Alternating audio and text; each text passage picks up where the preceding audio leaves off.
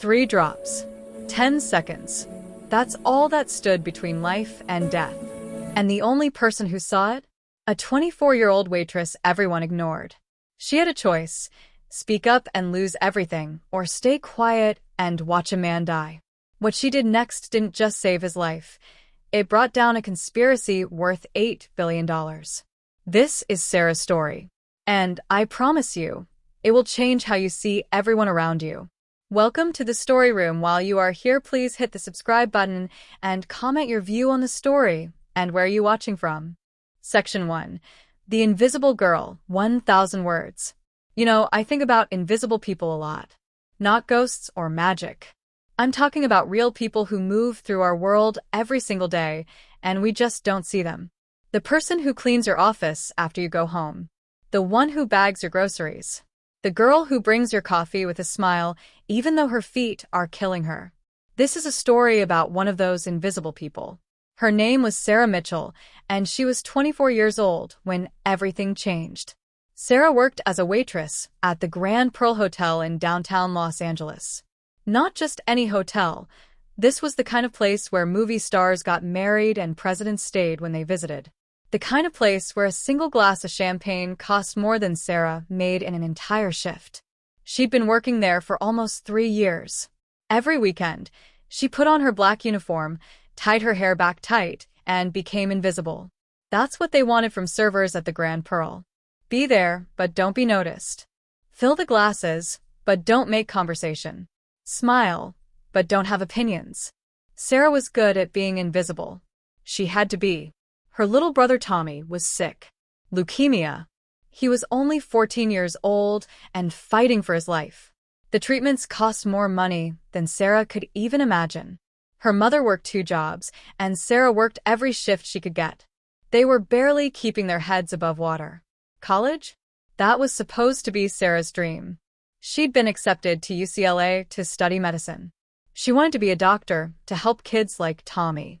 But when her brother got sick, dreams became luxuries they couldn't afford. So Sarah dropped out after just 1 semester and picked up a serving tray instead. She never complained. Not once. Because when you love someone, you do what needs to be done. That's just how it is. Now, let me tell you about the man Sarah was serving that night. His name was James Holloway, and he owned Holloway Tech, one of the biggest technology companies in America. You know those phones we all carry? Those computers we use every day? James Holloway had a hand in making them. He was 38 years old and worth about $7 billion. Yes, you heard that right. Billion with a B. He'd started the company in his garage 15 years ago with nothing but an idea and determination.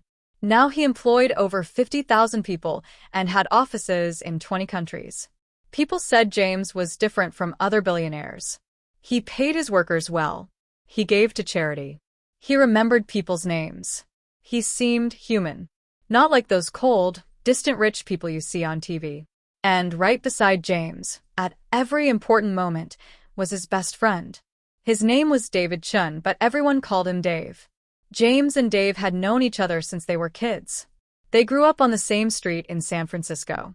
They built Holloway Tech together, starting with late nights in that tiny garage, eating cheap pizza and dreaming big dreams. Dave was the chief financial officer now, the money guy. While James was out front, shaking hands and making deals, Dave was behind the scenes making sure everything ran smoothly. They were like brothers. Maybe closer than brothers, because they'd chosen each other. December 22nd. That was the night. The Grand Pearl's Crystal Ballroom was decorated for Christmas. Huge trees covered in gold ornaments. Lights twinkling everywhere. The air smelled like pine and expensive perfume. Outside, it was cold and rainy, but inside everything was warm and perfect.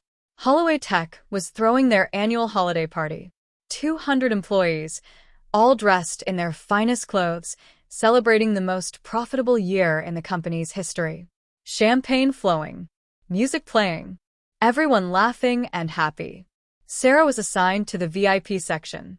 That meant serving James Holloway's table. She'd done it before. He never really looked at her, not in a mean way, just in that way rich people have of looking through servers instead of at them. Dave had always been friendlier, cracking jokes, saying thank you. He seemed like a good guy. Sarah moved through her shift like she always did. Fill the glass. Clear the plate. Smile politely. Stay invisible. Her feet hurt in her cheap shoes. Her back ached from carrying heavy trays. But she kept going because she had to. Because Tommy needed his next treatment. Because her mother was counting on her. She had no idea that in less than an hour, she would stop being invisible forever. She had no idea that she was about to witness something that would change two lives completely, hers and James Holloway's.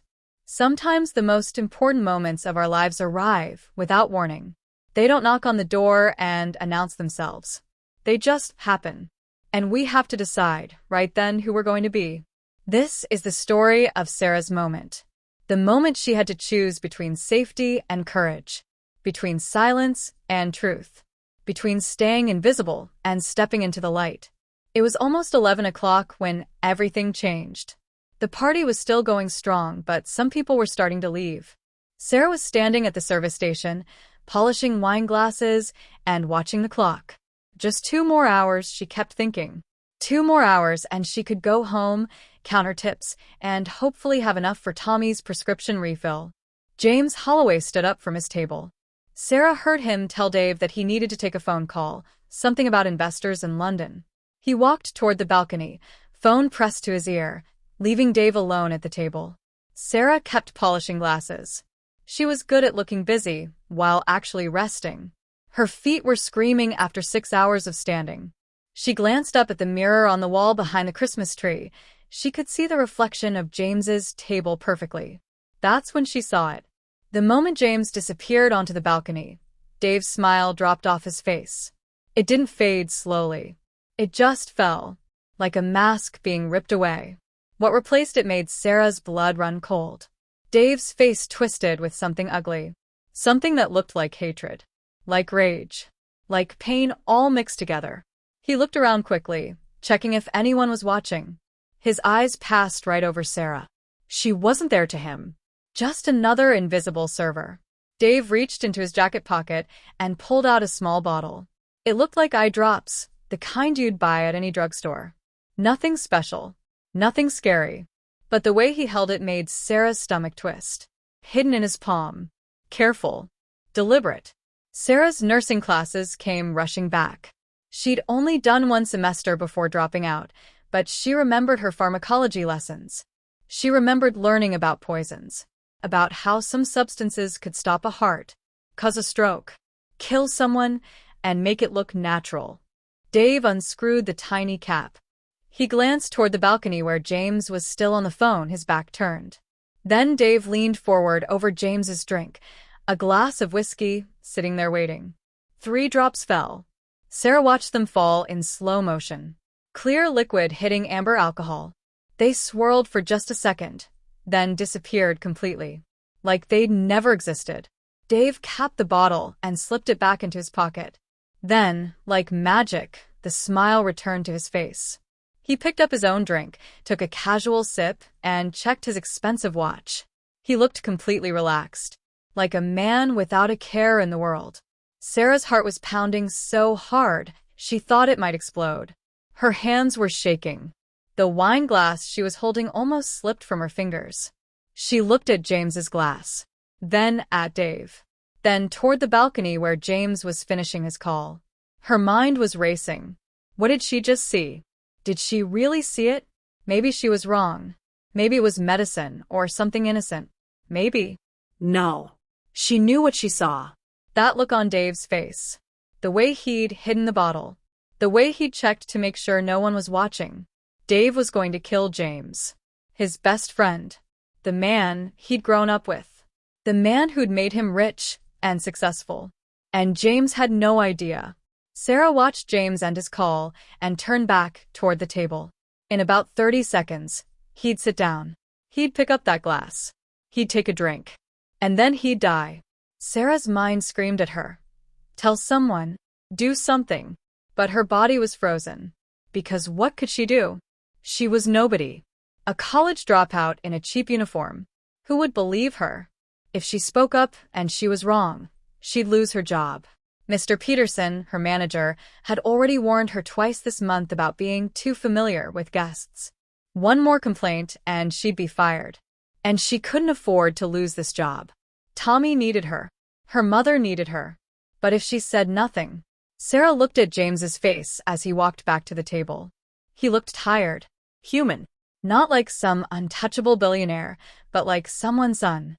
Someone's friend. Someone who deserved to live. She thought about Tommy lying in that hospital bed. About how unfair it was that good people suffered while bad people got away with terrible things. And she made a decision. Her feet moved before her brain could talk her out of it. She grabbed a clean napkin and walked straight toward the table. Her legs felt like they might give out. Her hands were shaking so badly, she almost dropped the napkin. Mr. Peterson was watching from across the room. She could feel his disapproving stare burning into her back. But she kept walking. Sometimes courage isn't about not being afraid. It's about being absolutely terrified and doing the right thing anyway. This was Sarah's moment. James had just sat back down at the table. His hand was reaching for his glass. The poison glass. Sarah's heart felt like it was trying to break through her ribcage. Her whole body was screaming at her to turn around, to walk away, to stay safe and invisible like she'd always been. But she couldn't. God help her. She just couldn't. "Excuse me, sir," Sarah said, her voice barely above a whisper. James looked up annoyed. Dave's smile tightened at the corners of his mouth. "We didn't order anything," Dave said smoothly. His voice was friendly, but Sarah could see something dark flickering in his eyes. "Thanks, though." Sarah ignored him. She leaned down, pretending to wipe a spill on the table that didn't exist. And she whispered 6 words directly into James's ear. "Don't drink that. It's poisoned." Time stopped. James's hand froze halfway to the glass. His eyes, which had been tired and distracted, suddenly became sharp, alert, focused. He turned his head slowly to look at Sarah. Really look at her. Maybe for the first time ever. She was terrified. Her whole body was shaking. But she held his gaze and gave the tiniest nod toward Dave. "What did you just say?" James asked quietly.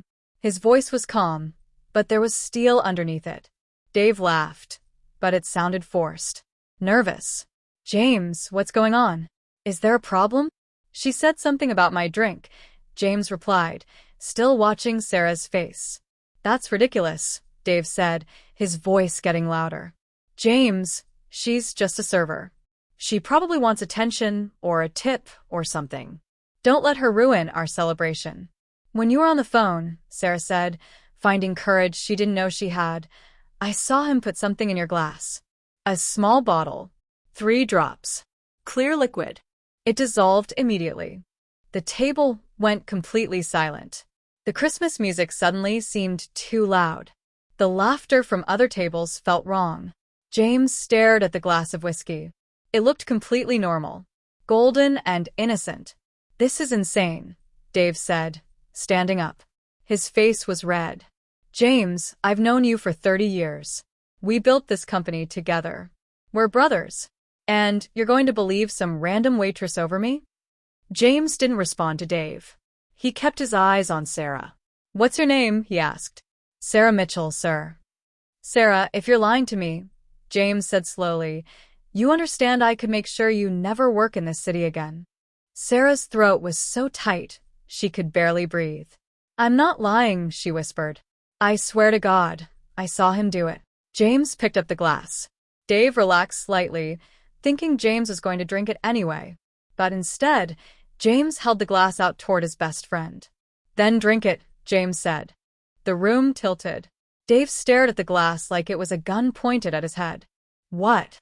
"You heard me," James said, his voice getting colder. "If there's nothing in it, if this woman is lying, then drink my whiskey.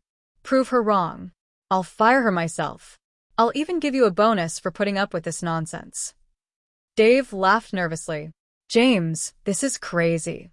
"Drink it," James commanded. People at nearby tables had started to notice something was wrong. Conversations were dying down. The music seemed quieter. Dave looked at the glass. He looked at James. Then he looked at Sarah. And in that moment, the mask fell away completely. Sarah saw pure hatred in his eyes. He knew she'd ruined everything. He knew it was over. "I don't have to prove anything," Dave said, his voice shaking. "This is insulting. After everything I've done for you, for this company." "Security," James called out, not taking his eyes off Dave. Two men in dark suits who'd been standing by the doors started walking toward the table.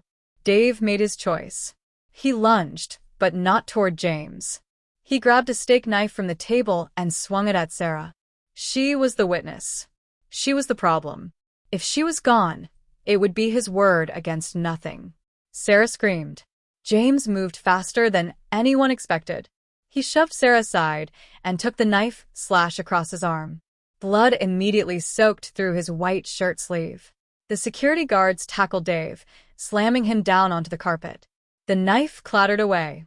Women screamed. Men jumped back. The Christmas party had turned into a nightmare. Dave was pinned down, breathing hard, his face pressed against the floor. He was crying now, not from pain, but from rage and fear. "You ruined everything," he sobbed. "Everything." James was breathing hard, clutching his bleeding arm. He looked at Sarah, who was standing there in shock, her uniform splattered with his blood. "Thank you," he said simply. "You saved my life." Sarah sat in the back of James's car, still trying to understand what had just happened. Her hands wouldn't stop shaking. There was blood on her uniform, James's blood, and every time she looked at it, she felt sick. James sat across from her, his arm wrapped in clean white bandages that were already showing spots of red. His face was pale, but his eyes were alert. Next to him sat his head of security, a woman named Patricia, who looked like she could break a person in half without breaking a sweat. Dave was in a different car, handcuffed, being taken somewhere. Not the police. Not yet. "Where are we going?" Sarah finally managed to ask. "Somewhere safe," James replied. Dave said something before they took him away. He said, "You don't know who you're messing with." That means he wasn't working alone. Sarah's stomach dropped.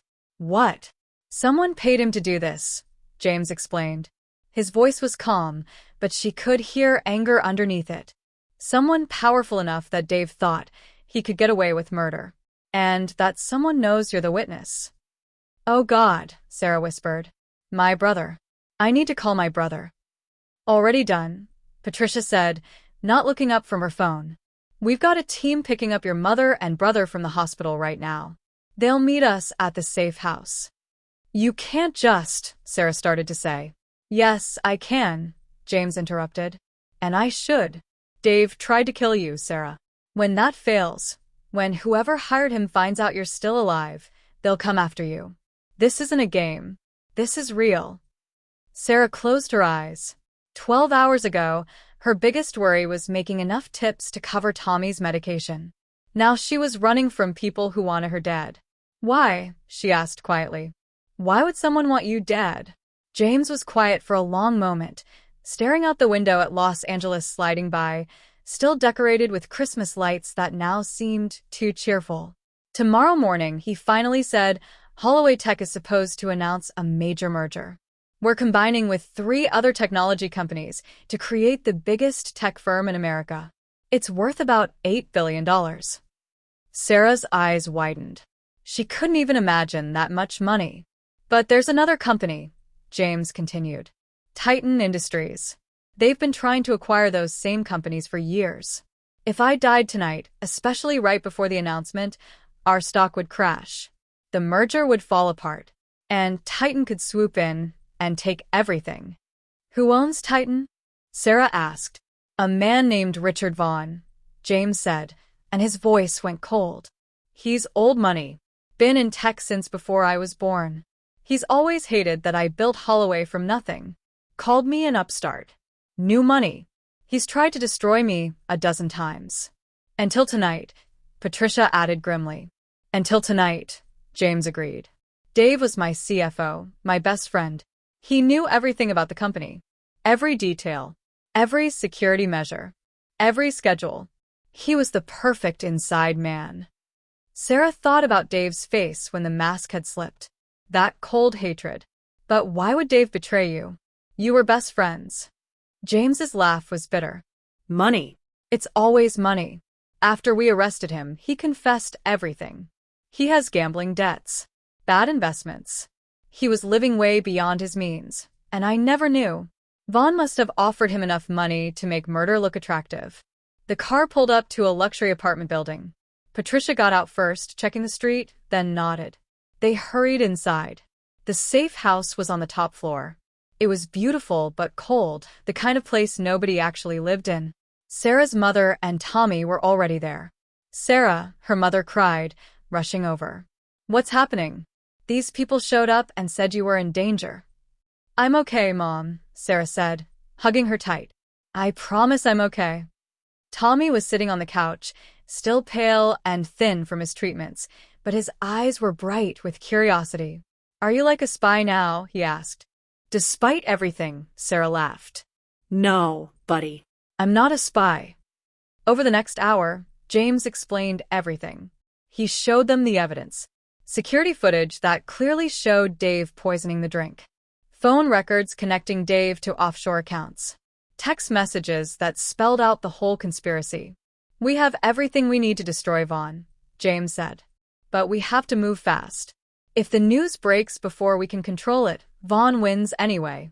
The stock crashes. The merger fails. What do we do? Sarah asked.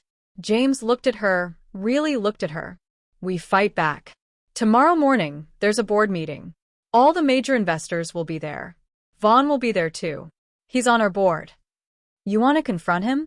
Sarah's mother asked, horrified. I want to expose him, James corrected. In front of everyone. With all the evidence. With the witness who saved my life.